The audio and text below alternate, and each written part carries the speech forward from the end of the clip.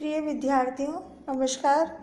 मैं professor Anuradha Gupta, associate professor in history, LBS government PG college Kotputli. आज के इस वीडियो लेक्चर में आप सभी का स्वागत है। आज हम MA फाइनल हिस्ट्री के paper 5 main trends in history and culture of Rajasthan का जो टॉपिक पढ़ रहे हैं वो है राजस्थान में कला एवं स्थापत्य। इसके अंतर्गत विद्यार्थियों, आज हम राजस्थान में दुर्ग निर्माण का अध्ययन करेंगे। राजस्थान शूरवीरों की भूमि रही है, अतः इस प्रदेश में अनेक छोटे मोटे दुर्ग देखने को मिलते हैं। राजस्थान में अत्यंत प्राचीन काल से ही दुर्ग निर्माण का कार्य होता आया है। राजा हो या सामंत, दुर्गों का निर्माण सामरिक, प्रशासनिक एवं सुरक्षा की दृष्टि से कराते थे।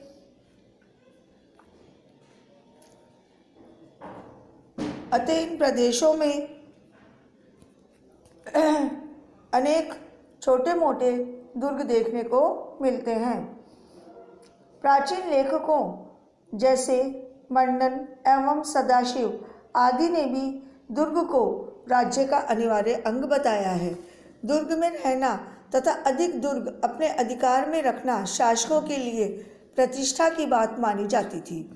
दुर्गों के निर्माण में राजस्थान के शासकों ने भारतीय दुर्ग निर्माण कला की ही परंपरा का निर्वाह किया था। अलग अलग उद्देश्यों के लिए विभिन्न प्रकार के दुर्गों का निर्माण किया जाता था। कौटिल्य ने 6 प्रकार के दुर्गों का उल्लेख करते हुए कहा है कि राजा को चाहिए कि वह अपने राज्य की सीमाओं पर युद्ध की दृष्टि से दुर्गों का निर्माण करे। राज्य की सुरक्षा के लिए पानी के मध्य स्थित दुर्ग बनाए जाते थे, जिन्हें औदक दुर्ग कहा जाता था, तथा ऊंची पहाड़ी पर बने हुए दुर्गों को गिरि दुर्ग कहा जाता था। जबकि वनों में निर्मित दुर्ग वन दुर्ग और रेगिस्तान में निर्मित दुर्ग धनवन दुर्ग कहलाते थे। मनुस्मृति और मार्कंडेय पुराणों में भी दुर्गों के यही प्रकार बताए गए हैं। राजस्थान के शासकों एवं सामंतों ने इसी दुर्ग निर्माण परंपरा का निर्वाह किया था। भारत में मुस्लिम सत्ता स्थापित होने के बाद दुर्ग निर्माण कला में एक नया मोड़ आता है। अब ऊंची ऊंची पहाड़ियों जो ऊपर से चौड़ी होती थी, जहाँ खेती और सिंचाई के साधन भी होते थे, दुर्ग बनाने के काम में ली जाने लगी। ऐसी पहाड़ियों पर जो बने हुए दुर्ग थे, उनमें प्रमुख रूप से चित्तौड़, कुंभलगढ़, मांडलगढ़ आदि के दुर्ग थे। महाराणा कुंभा ने चित्तौड़ के दुर्ग को प्राचीर, द्वारों की श्रृंखला तथा बुर्जों को अधिक सुदृढ़ बनाया।